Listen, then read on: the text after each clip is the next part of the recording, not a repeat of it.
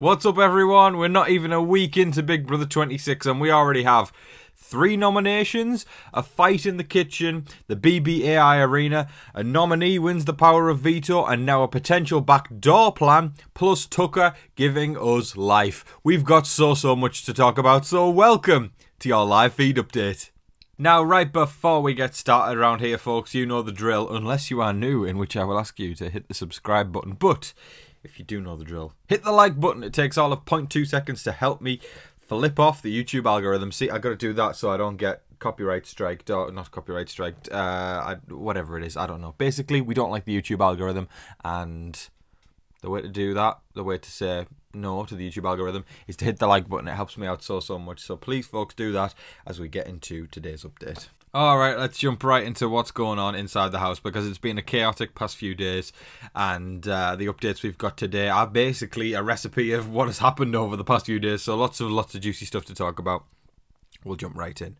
So, we of course know Angela and Matt had a bit of a bust up in the kitchen the other day, which was rather iconic.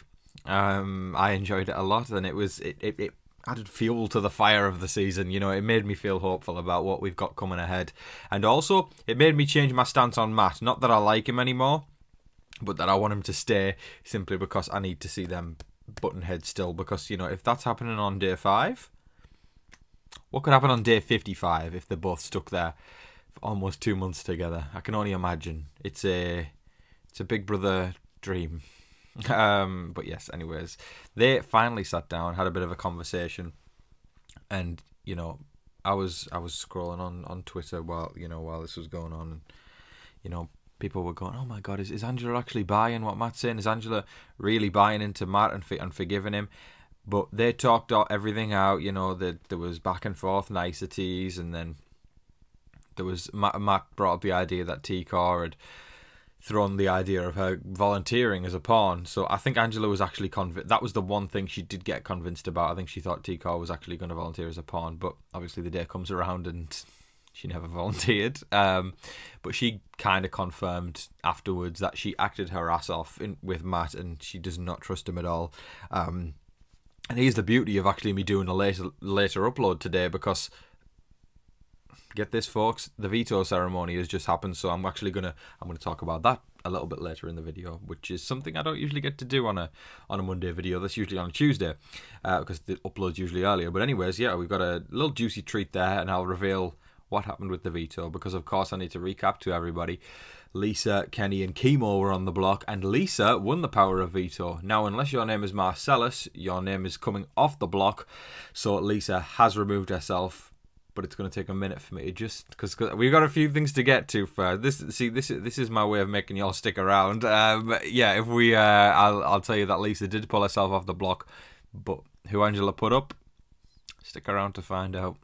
A lot of viewers are quickly becoming, including myself, a big fan of Tucker. He is giving us those Zach Rance vibes from BB16, in which it's just absolute chaotic madness, inevitably leading to a meltdown later in the game. But for now, it's fun to watch. Hey, it's still going to be fun to watch when the breakdown comes around. But the things Tucker is saying, Tucker has got beef. He's got a lot of one-sided beef, which is always brilliant to watch. He doesn't like Lisa, and Lisa won the power of veto, so that's just added coal to the engine for Tucker's hate this week towards Lisa. And then on top of that, he really doesn't like MJ, and especially Matt. But who does? The line for me, listen, I mean, obviously I'm not totally past them yet, but the line for me, that just on a personal level, that really got to me was, you know, both of them saying, you know, 750k after taxes, which is probably about 500k, I would imagine, maybe a little bit more from the prize money. They said they're not that bothered about winning it because it would only last about 1 to 2 years. I know people who would kill for that money, and that's such an arrogant thing to say. So that really annoyed me when they said that. But anyways, Tucker picks up on a vibe there with Matt, and oh, nearly had a voice break there, folks. That's me. That's the inner feelings coming out about how I felt about the comment about 750k. Because do you know what Tucker did? He did exactly what I would want to do. He said, "Night, love you guys," and then he flipped them off when the door shut, which was brilliant. It was so good. Y'all have got to watch the clip. You'll find it online somewhere if you haven't seen it. I mean, who knows? It might make it into the show. But yeah, he was like, "Night, love you guys, love you, Tucker." And then he went. I can't show y'all because you got to use your imagination. But that's what he did, and it's brilliant. We've got so many petty and not I wouldn't even say vindictive. It's just pettiness and drama that the old school kind of seasons have. And I know I've seen a lot of people saying, nothing's ever going to top Big Brother 10, but in terms of pettiness, that kind of thing in Big Brother 10 started very early as well, which is why people are getting very reminiscent of that, because we're getting pettiness and we're not even a week in. Nobody's even been evicted yet or expelled, because we've had a bit of that, haven't we, in recent years, but none of that yet. And yeah, I don't know. I like Tucker. For the first few days, I was kind of watching the feeds and I was going, where is he? I haven't seen him a lot. I even tweeted that. I said, he's gone missing. But then over the last couple of days, all of a sudden, he's just initiated his inner old school pettiness, hatred, and I love it. I love it so much, and I know a lot of you guys do too. But let me know what you all think of Tucker. I'm looking forward to seeing what he brings to the table, because it seems like he's actually starting to bring a lot. And before the season, I was doing drafts with people. He was actually my winner pick, so watch this space. Now, before I get into the veto ceremony, I'm going to quickly talk about the powers. In the episode, we found out what the powers actually do, the upgrades. So I'm going to quickly give the brief overline of those, folks. So Quinn's deepfake HOH was an upgrade, and that can be used to manipulate the HOH nominations for the first 4 weeks. You can only use it once. You can't do it for all 4 weeks. That would just be the most overpowered thing ever. But anyways, it can be used for the first 4 weeks, and yeah, he can basically control what the HOH does. So that's that, to me. I mean, it's not a guarantee, but the way Quinn's playing, I think we're going to see Quinn make it to jury. I'm putting it out there. Don't know if that's going to come back to bite me, but I think Quinn's going to make it to jury. Now, somebody who I'm not sure is going to make it to jury, and I think we will see that power used over the next few weeks, is MJ Makensy. She has got the America's veto, and that can actually be used after the normal veto ceremony, so she can take somebody off the block, and then America votes for who ends up on the block. And that one is kind of exciting, because I'm sure we'll all find ourselves hating somebody by week 4 if that gets used, so then we can put them on the block and hopefully send him out the door. But yeah, I think MJ might end up having to use that on herself or Matt, because they are quite tight. It's inevitable that Matt's going to end up on the block again in the next 4 weeks, whether or not he has actually ended up on the block this week. We're about to find out. But that's going to be an interesting one to see if MJ can actually navigate her way through those first few weeks, and hopefully only having to use the veto on week 4, so she's basically got that little safety net. But anyways, because listen, if she gets to week 4, she's made it to week 5, because then she can just use America's veto if she does end up on the block. But yes, anyways, folks, that's that, and let's talk about the veto ceremony. Okay, this is one of those exclusives that we don't usually do on a Monday update, because the update's usually well up by now. But since your favourite friendly neighbourhood updater for Big Brother ended up having a day out today, we've got some extra news for the update right now, and that's the veto ceremony. It literally happened moments ago from when I've been recording this. So here we go. Lisa, with no surprise, did not pull a Marcellus. She pulled herself off the block, which forces Angela to nominate a 4th person this week.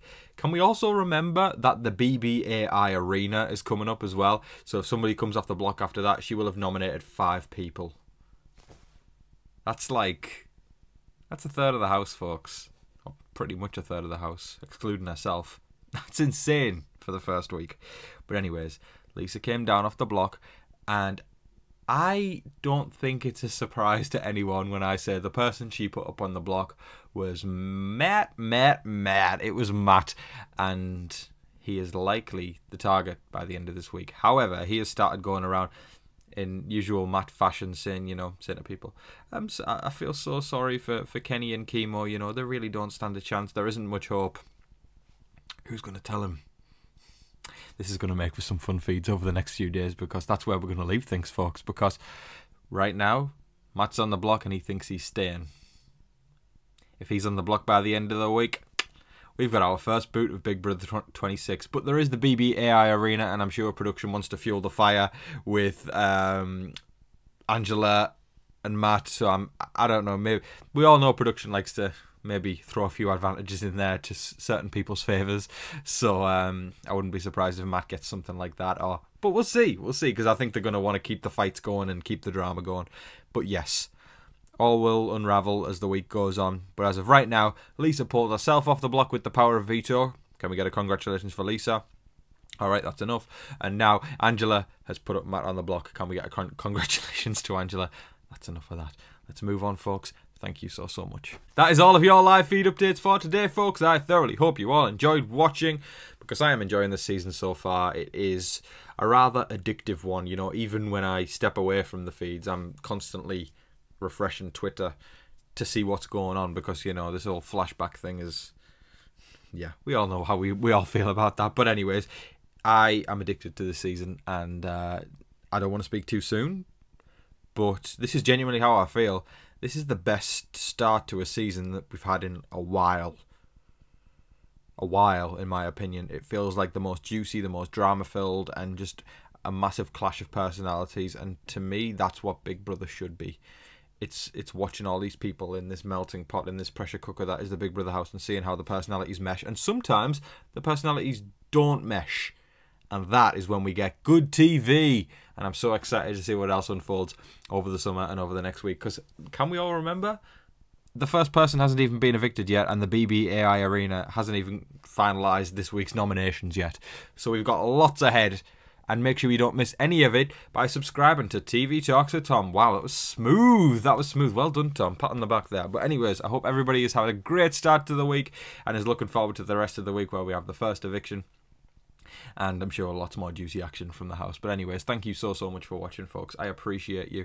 And I'll end things as I always do. Don't forget to like, share, comment, subscribe. Do all of that wonderful stuff. But until your next live feed update, I've been your host, Tom Vasey. Everyone say it with me. Good night.